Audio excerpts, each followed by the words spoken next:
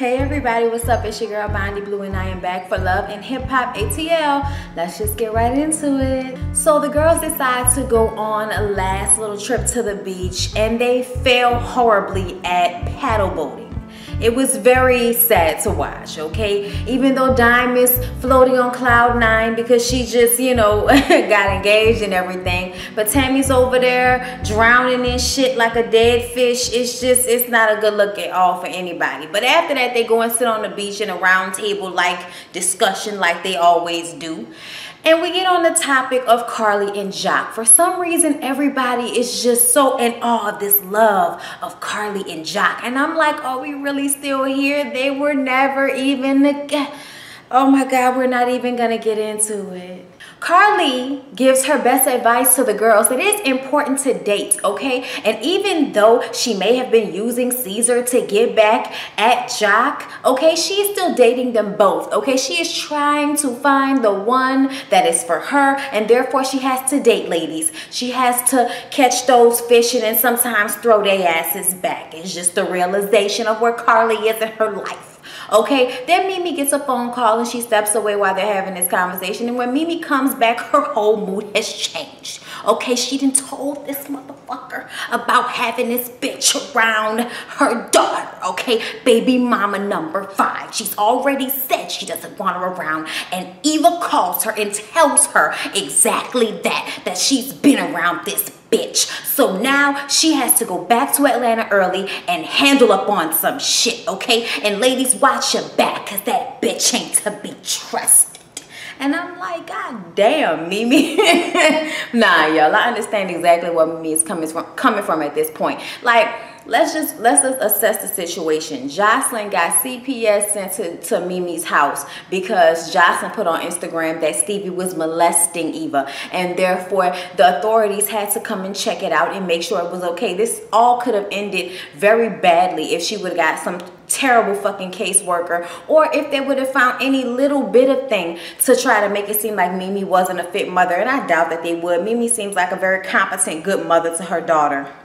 But just the fact that you would even do that, put that child's safety and stability in harm's way because you in your motherfucking feelings, use a rat ass hoe. So Rod and Logan meet up in a parking lot like most of these niggas do on Love and Hip Hop ATL when there's a fight that might occur. Because we need a whole bunch of fucking cars to be in between y'all if anything transpires. Okay, so basically what happens is these two meet up and Rod wants to know what the fuck is Logan's deal. What is his problem? Why is you popping up at my girl's job? What is the deal? And Logan is like, man, you already know what the deal is. You just mad because I'm still smashing your bitch. He like, what you mean you still smashing my bitch? Give me some fucking information. I need to know. He was like, what you mean? What you mean a couple of months ago when I was smashing her? What, when y'all was staying at the Buckhead spot? And then Rod is like, see, now I'm thinking to myself, maybe there's something to what Logan is saying, because right when Kirk and Jasmine decided that the baby was his, he put her up in that Buckhead spot, and he mentioned another address, which was the spot that we were staying in before I went to jail. So Rod is putting it to into his head that Jasmine might be just the hoe he knows that she is. Like, I don't know why we're all confused about this, but anyway. Logan is real emotional, talking about how the baby is named after his daddy. That might be his kid, and she let him on and she lied to him and told him she got an abortion and all of this shit, and he just mad homeboy. And then Rod starts to ask specifics. Okay, so when was the last time you had sex with her? September of 2015.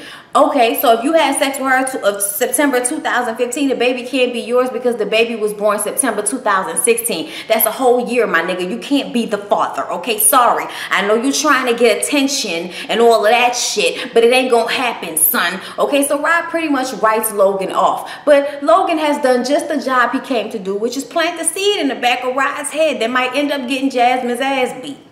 So Mimi goes to meet with Stevie, okay? She's very upset. She's dressed very Stepford wifey, okay? It's all very fucking scary and sharp, okay? She is tired of this shit with Stevie, okay? She lets him know that there is no more Miss Nice Guy, okay? No more fucking passes, Stevie, okay? That's the end of that. She does not know what kind of voodoo that this bitch has him under, but she knows one thing. If she had to go to the courts and get get them involved, to get that bitch away from her daughter, that's exactly what she's going to do. Stevie is like, hold up, wait, nah, wait, hold up, bitch. But there is really no getting any words in edgewise. Mimi is here to let him know she's going to court. We find out, and it was very confusing throughout the episode because she kept saying that she was going to court, and then she would say, oh, I went to court and they wanted me to bring Eva with me, and I did not want to make her go through all of that, because even though the protection order is for Eva, it's really about the things that Jocelyn said online. And I think Eva knows what was said because she had to be asked at the time that CPS showed up, and that is very traumatic, I believe, to have to be asked by some adults if your father has touched you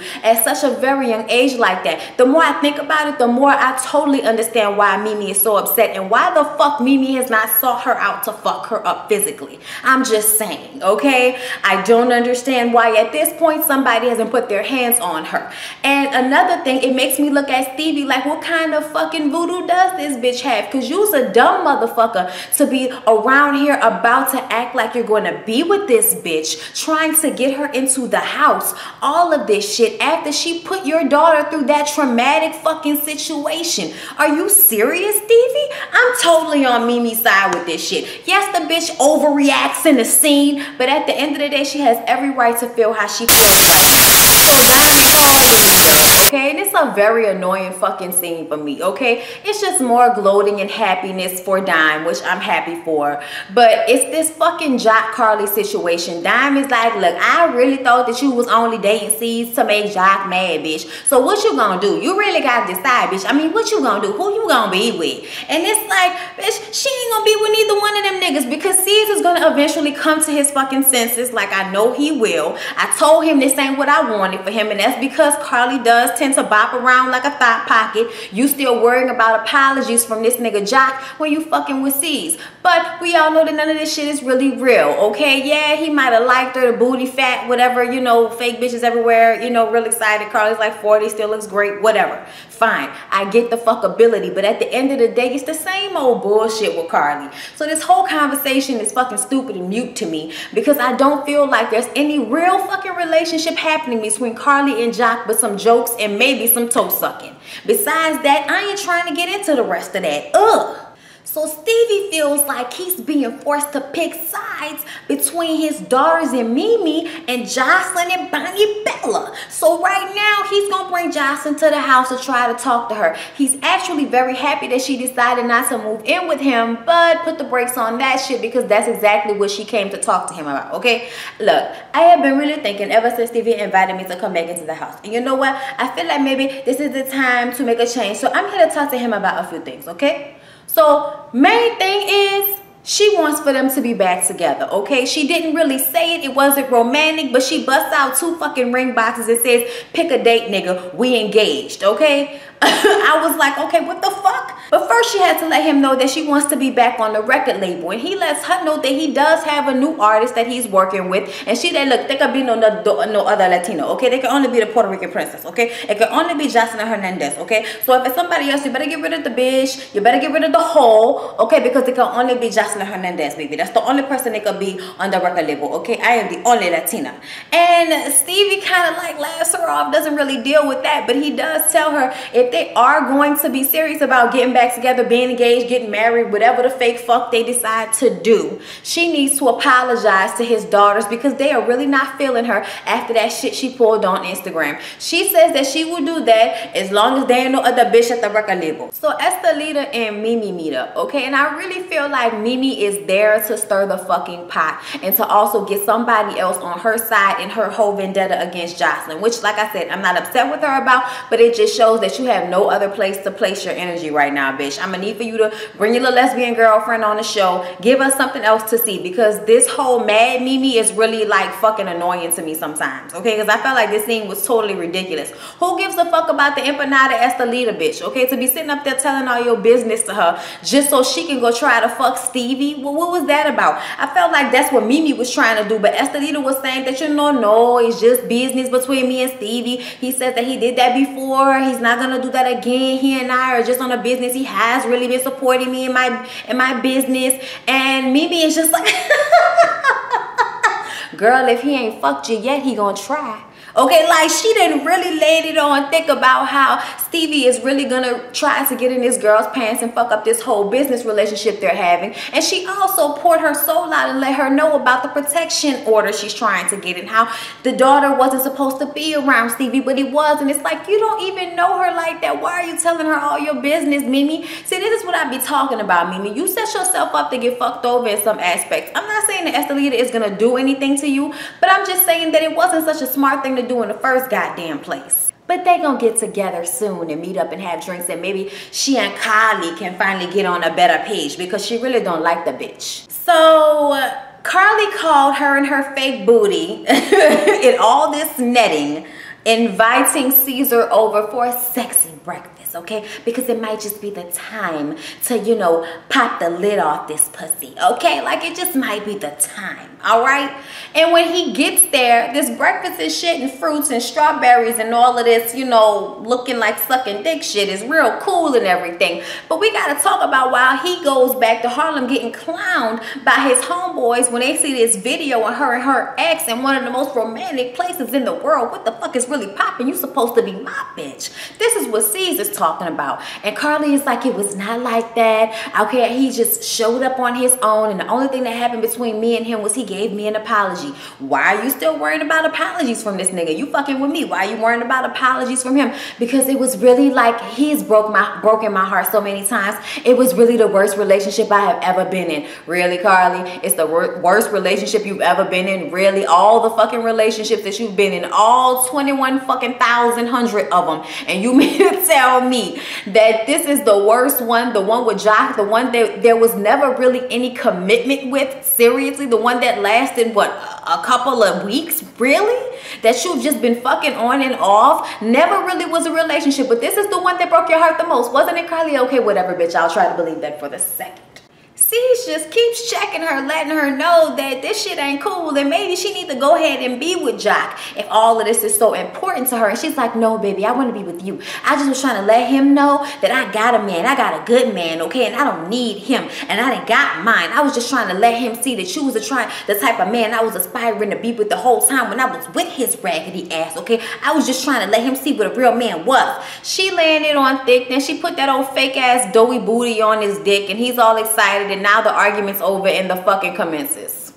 So Rod very aggressively, okay, confronts Jasmine about this whole Logan situation because he wants to check some fucking facts, okay? Bitch, you can't be trusted, okay? You can't be trusted because once I done did the numbers, you know what, you tell me the numbers. When was the last time you slept with Logan? She said, oh, I haven't slept with Logan since 2014. Oh, bitch, September 2014, not September 2015, huh? But Rod is like, it doesn't even really matter when we was together. We got together in 2012, so if you got with him in 2014 and you was cheating on me back then, if I couldn't trust you then, how can I trust you now, bitch? I'm like, the pimp game is on fleek with this nigga, okay? You see how fast he flipped it? He flipped it like a whole cake, okay? He flipped it on you, okay? Now, really, he fucking both of y'all. He was fucking both you and Kiana. Y'all was in this unhappy threesome relationship. A whole bunch of shit was going on, I'm sure, in y'all relationship that you could look at Rod and be like, what the fuck, nigga? But that's not of importance. Right now, what's important is that you might have let little Logan on that we might not be able to trust you because you just might have fucked him because you fucked him before, bitch. He say, get the DNA test, bitch, okay? He went to Walgreens, he got that DNA test, get that DNA test, bitch, okay? And then we can talk again, okay? Everything is relying on people getting DNA tests this episode. Well, this whole season, as a matter of fact. So all the ladies show up to support Dime for her performance. Okay, Tammy inspired her to get back in the studio and have a little listening party for the music that she's been working on lately. And honestly, I've heard some of the stuff that Dime has been coming out with, and it kind of is giving me some of the chat feel. So I might have to check it out. I want to hear more. I just want her, if you're gonna do this, if you're gonna be serious about it, then you need to keep making songs and don't just make a few songs, and when those few songs don't pop, you give up. You gotta keep doing this shit. You know what I'm saying? But you just got saved by that rich nigga, so I don't know, bitch. I wouldn't be mad if you went sat your old big booty ass down somewhere to be somebody's cute little wife. I wouldn't be upset. Dime ain't got no kids that we know of, right? So after her performance, Mimi's there, Carly's there, I believe Melissa is also there, and later on Estelita shows up. We go around a circle, everybody talking about, you know, all their issues and their happiness and everything. Dime's talking about her engagement. Our girl Sierra is there talking about how her and her husband are living in the same house, but she's not wearing her ring, and he might as well not be there because she is blockers to the bullshit. Then we move on to Mimi. Mimi starts talking about how she has to go to court, but she didn't want to bring Eva into the court to be asked us questions again about whether she was molested or not. She just doesn't want to put her daughter through all of that, but she still wants to have some type of protection for her daughter away from Jocelyn. But I just kind of feel like it's to no avail. Nothing is really going to happen.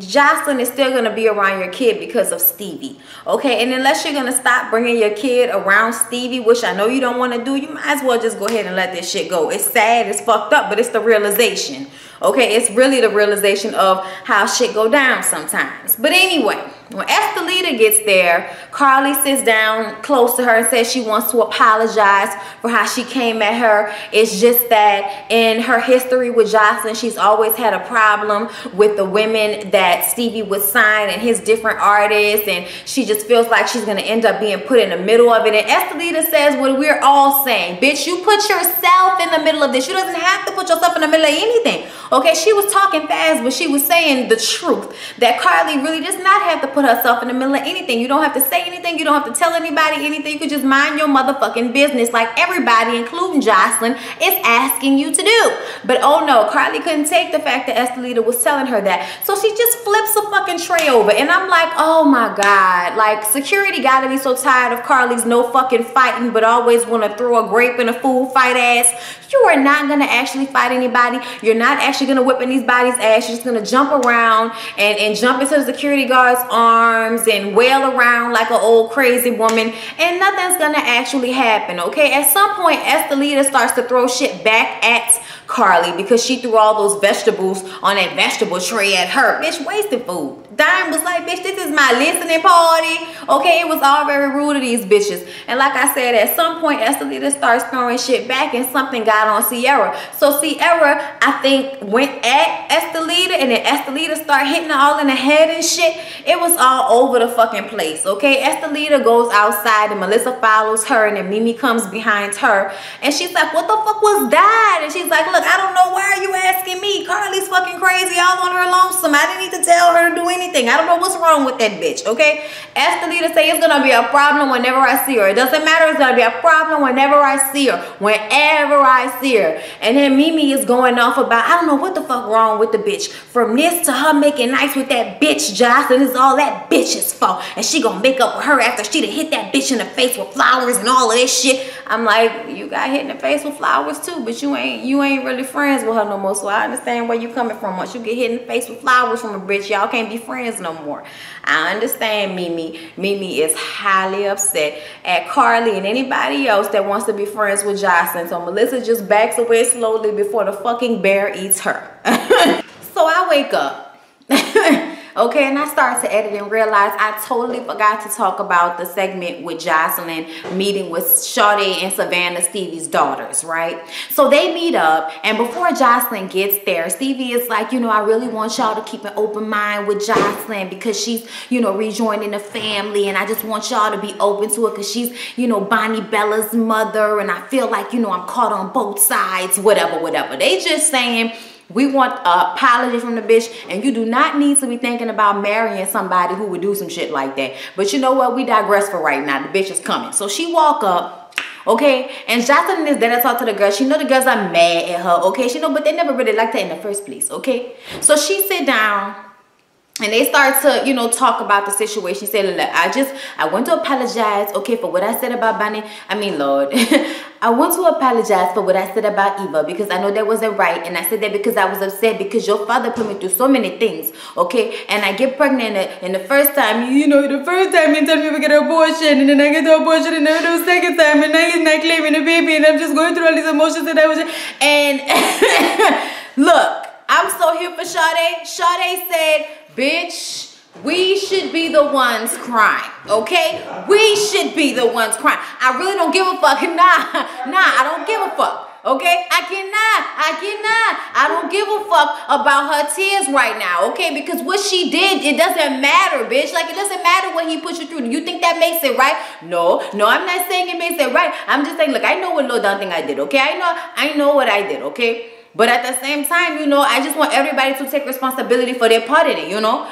And the girl Sade just got so fucking aggravated with Jocelyn trying to make this about her. And I am very sure at this point that they know when Jocelyn is being totally full of shit.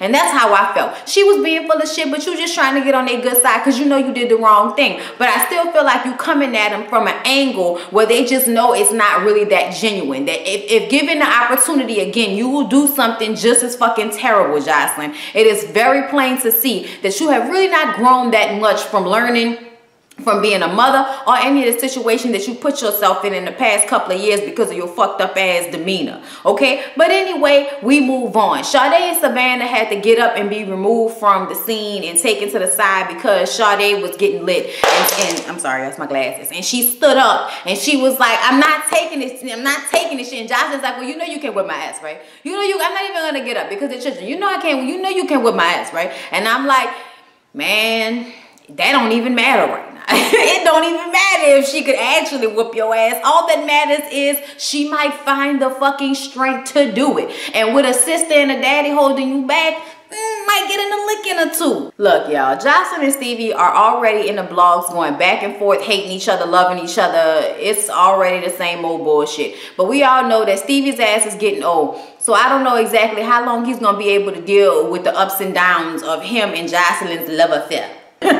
Anyway, y'all, that was basically all that went down on Love and Hip Hop ATL. Hope you all enjoyed the review. Please don't forget to come back, like, comment, and subscribe to my channel. Care Bear, shake them tits, shake them tits. And I'll see y'all in the next one. On my mama, on my hood, I look fly, I look good. Touch my